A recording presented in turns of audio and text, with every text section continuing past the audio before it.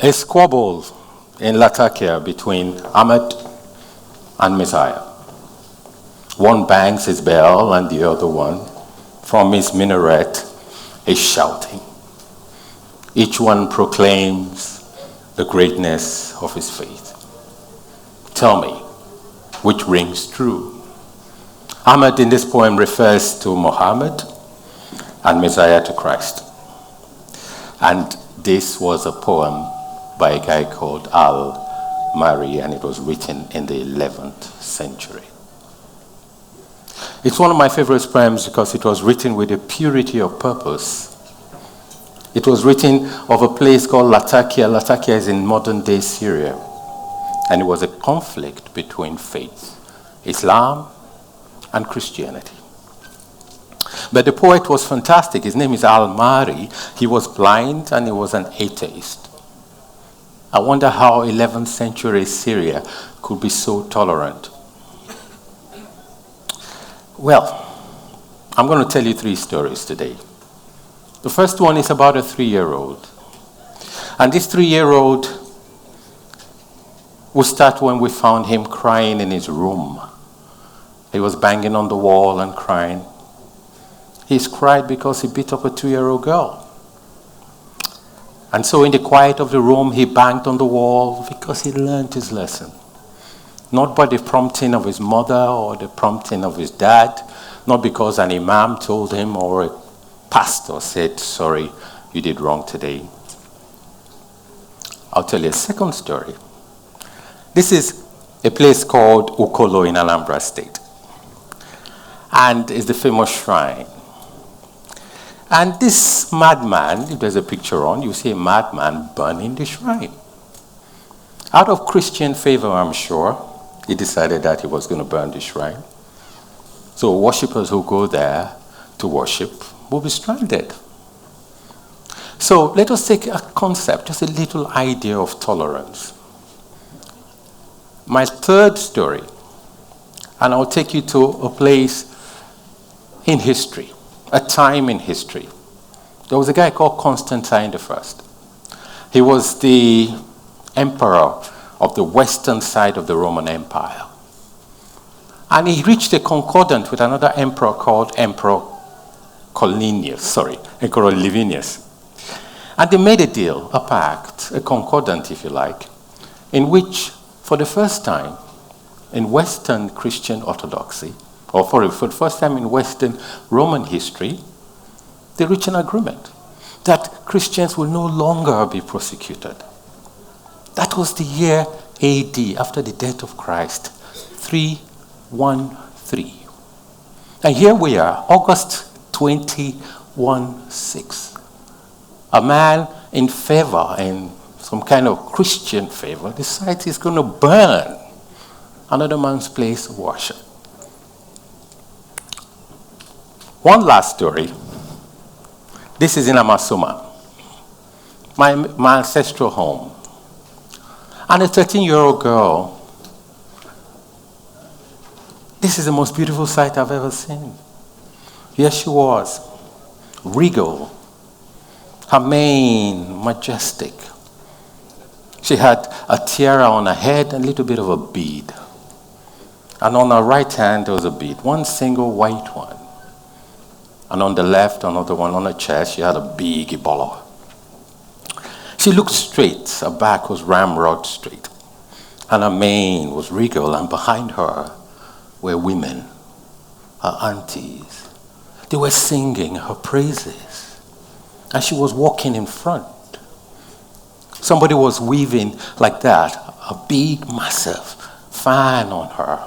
Her skin was black and translucent. And everybody was saying Ibiri, and the whole community stopped. It was her Ibiri ceremony. I didn't know what it was, so I crossed her path. And a few days later, I think the same evening, my grandmother went and paid the fine, because on that day, you do not cross the path of a woman or a young lady doing her Ibiri. I did not know at the time this is my first introduction to the first feminist I have ever met in my life. Why am I telling you these stories? I'm telling you these stories because we have reached a path in our place. The joy of being an Ijaw person. Let me use the word the Ijaw tribe, because we're in the Niger Delta. The joy, the simple pleasures, just reaffirming our beauty as a people, is being eviscerated because of faith. So wherever this young lady is, that I hope the soundtrack of her life is the praises she heard her mother and her aunties sing for her. Because that is what makes us the people we are. It's a particular practice of faith that today we're now asked to expunge and eviscerate ourselves. That it seems that it is no longer enough to just go to church. It has now become peculiar that we must even change our names. Owen becomes Owen.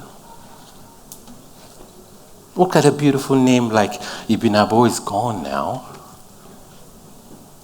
People change their names to Jewish names, anglicized, beautiful names, because their need has changed. Some of them believe that their names bring a shame upon them. How can my history, turbulent as it is, beautiful as it is, this great big poem that has lasted since man began, how can I be ashamed of that? Now, in all of this, if as people that have to face the conflict of this time, if as people that have to look at the next century and become at one and part of a greater universe, greater community of people, if we do not have who we are, if we don't have the sheer joy of being who we are, what do we have? What price must we pay for faith? 100 years after our colonial masters left here, some of us still wear with pride the detritus they left behind. We have semi-hyphenated names, Brown, Peterside, John Bull, and we wear it with great pride. Could you have imagined that a traditional ruler calls himself paramount king without understanding that the paramount king that he calls himself is paramount simply because he was a stooge of Queen Victoria or Queen Elizabeth, who was the ruler? Sometimes in my own imagination, I wish we did not have the palm tree. Sometimes I wish the Niger Delta was so tumultuous, like the river is not calm, because our story would have been different. Sometimes I wish we did not have oil. But once, the day the sails of the Royal Niger Company, or whatever they are called, came down the river Niger, we became a protectorate. We were owned from Opobo, Torobeni, wherever we were owned, lock, stock, and barrel. 1 century after all of this, we have forgotten in the midst of our suffering the sacking of whole villages and the destruction of our nobility. We still wear those scars with pride. Meanwhile, what we lost, that development as a people that got disrupted because of the 3 bits of suffering in our history, we may never ever find. So, who are these people? We are the people of the water. Our story straddles the great rivers, whether it's Sombrero, whether it's the Non, whether it's the old Calabar to Ethiop, with one pole and just a bit of cloth, with the sun on their back and hope in their front. Our people went across the greatest seas and the greatest oceans. They went to Brazil and to Congo. Our people spoke across vast lands. Before Twitter, before Snapchat, They received messages just by the music of their hands. Our kingdoms, some of which were matriarchies, but most of all, they were all egalitarian. We fought wars to protect our lakes and our ponds. We fought off invaders, British and land ones. We were not so noble savages. Oh no, we were kings and queens. If you want, I can introduce you to Area. The way I introduce you to Biri. If we want, I can introduce you to ceremonies that marked your life from cradle to grave. All this we will discard in this altar of faith. We spoke like equals to everyone, and maybe that is what hurt us. White men or black men, our doors were open to all strangers. So their hypocrisy more or less defined huge swathes of our history. We are all tired today, so I'm going to make this quick. If you want, I can introduce you to the deities of the Niger Delta. You will not be offended, I'm sure, if I tell you about Adegbe, if I tell you about Beni Kurukuru. I'm sure you will not be offended too much if I tell you about the great matriarch of the Niger Delta, Owayengi. Now I have to apologize for who we are. Maybe I should introduce you to something called Seigbe, the fishing festival. Could you imagine a people? They reserve lakes and ponds that no one went into all year. They conserved what they have so that we that found it would find the lake, we would find rivers once a year. They didn't need Greenpeace to tell us how to conserve our home. There was a time when if you look out in the sky, you'll find a great Delta eagle, beautiful female. I call her beautiful because if you look at her, she just sways up. And this is in my own lifetime. Gone. There was a time where hippos, their mouths this big, will laugh at you as you're going across to Toromeni. Gone. There was a time where the Ogori, which is what we call the Ogori in our language, but it's like the American bison, water buffaloes. We're wallowing all across the Niger Delta. Gone. In their place, we have a new kind of slavery, and maybe we should have a conversation about that. This new kind of slavery, or the commandments that our leaders, our so-called papas and the people we have now promoted to sainthood, we call them daddy and papa. They have now replaced the slave whip with the papa's rod. Haven't we suffered enough? Their commandments now hold sway in our homes and in our offices. I am not anti-Christian. No, sir.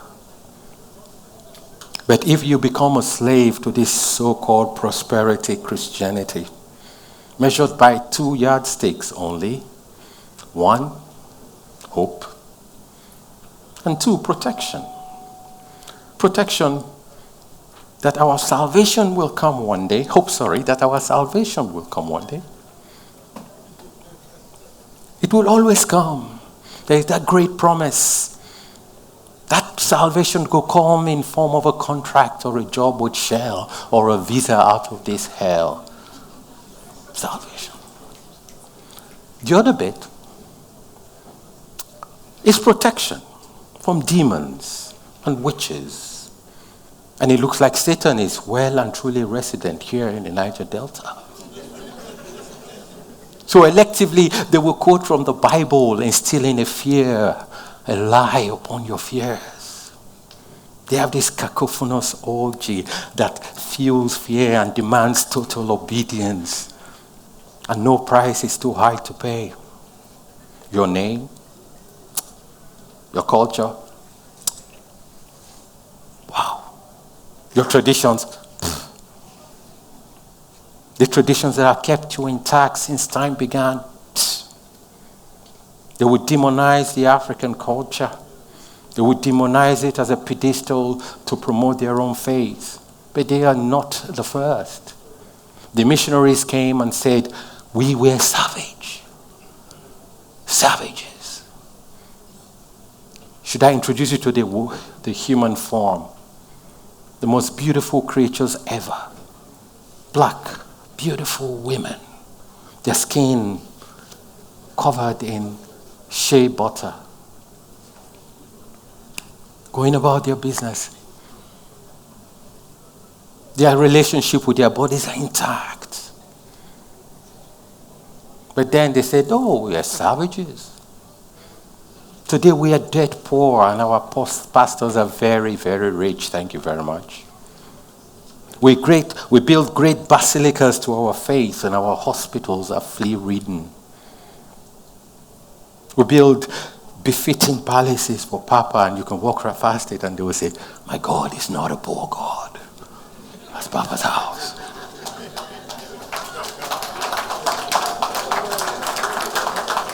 While hunger fills our desolate public schoolyards.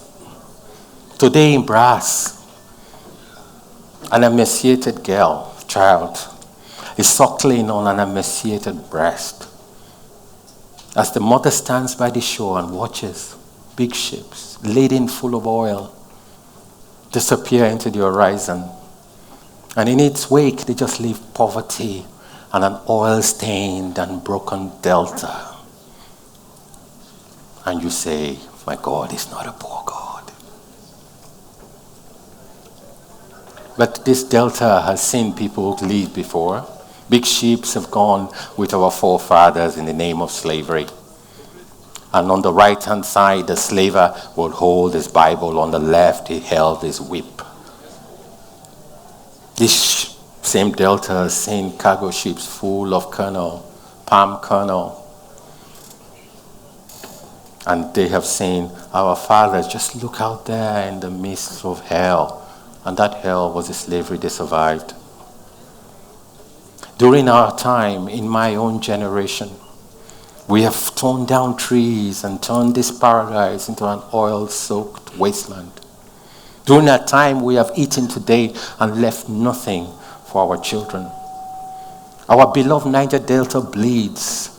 The pastor cannot salve the wound. The oil companies can't and won't. Our elders are in such hawk. Their souls have been sold to the highest bidder because they are so comfortable in these silken sheets in Abuja. Their children are in DC and in New York and in London. We do not matter that much. There are lots of zeros in their bank accounts. They are best friends with Papa, the pastor. Go to the city center today, you will see their faces touched up by Photoshop. Billboards proclaiming and promising and claiming the partnership of the divine hand of God. Yet our children who inhabit the creeks and the villages that look at the Niger Delta weep in hunger. We pray and attend 5 church programs a week. We wail into the night in a frenzied appeal to God. Now God has now been appropriated. We now God of our pastor. God of our pastor. And the church has now become an opiate, the tramadol to ease our pain. The church has now become this betting shop where maybe, just maybe, our number will come up. Just maybe. Yet, we began this race, this modern race, 4 decades ago, at par with Singapore and South Korea. They enjoy a standard of living we can only dream about here. Yet we go to church and beseech a silent God, bemoaning the demons for our ill fortune. But if you look carefully, sitting in that front pew, they're always fat, aren't they? The back of his neck, rich and fat. That guy, look at him, because that's how close you will get to him. He's the accountant of the intervention agency. Hundreds of millions of naira is sitting in his account, fattening. And outside there's this SUV that is purring away. The latest model Range Rover that is a gift for Papa. So here we are, On my road alone in this city, there are 103 anointed men and a few women. They have a predilection for hats that they put this way.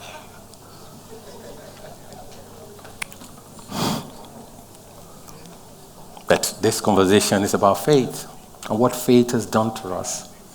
How it has destroyed our growth and our empires from Opobo and, as somebody said earlier, to Benin. It used to be that it takes a whole village just to raise a child. It used to be that our moral compass was like that 3-year-old who, right or wrong, felt he had done something wrong. It used to be that our culture was quite straightforward: crime, punishment, right, wrong. Our belief system was simple and beautiful at the same time. Yet what have we done? We have replaced that with the complexity of the Nigerian faith that cannot be replicated anywhere. In 2004, the BBC, thinking they know what they're doing, came and did a very long survey into Nigeria, especially the southern part. Wow, Christianity, they say, we have the most Christian country in the world. 90% of us go to church. And a few pages later, you read the most damning statistic, and they say we are the most corrupt country in the world. So one day we decided that we are going to rebase our economy. So from mathematical abracadabra, we became the second largest economy in Africa. We are heading in the right direction, aren't we? Oh, yeah. Then you'll find that we also have the highest concentration of poverty in the world. 120 million of us crammed at or below the poverty line. It means that our so-called development, it means that our so-called being the second economy in Africa has translated that we have growth, but we do not have development. The most beautiful lines I have ever come across in my life were quite straightforward. It says, the first time I thought I was lost, my dungeon shook and my chains fell off. Never have I heard words that are a testimony to faith. Imagine, if you like, a slave and a galleon. A slave galleon is a ship out there, and he etches this onto the wall.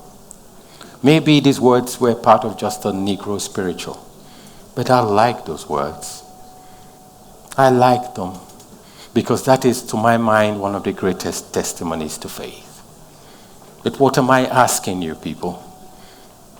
What am I asking you? 3 things, if you can. The first, I would like you, if you can, to plant a tree. We may not be able to replace all the ones we have chopped down for today's gain, but we should plant a tree anyhow.